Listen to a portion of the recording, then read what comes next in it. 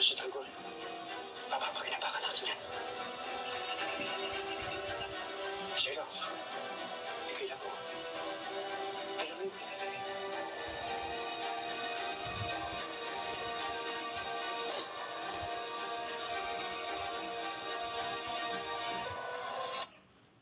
Bridget, uy, bait-bait naman yun Pinapadede niya yung mga anak ni Ducky.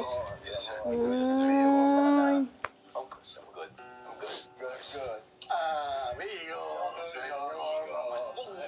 Lakas ka pa rin, ha? Natural kasi lakas sa negosyo natin.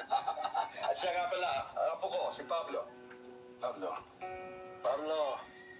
Oh, opo kayo. Thank you. Senyor.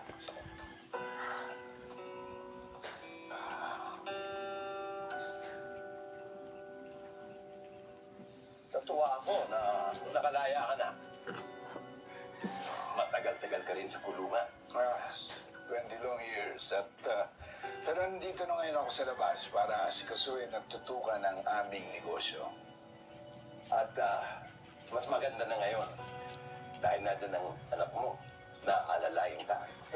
Excited na nga ako, Senyor, para pakilala sa iyo at sa ating mga kaibigan ang aking anak at tagapagmana, si Jesus Nazareno Montenegro.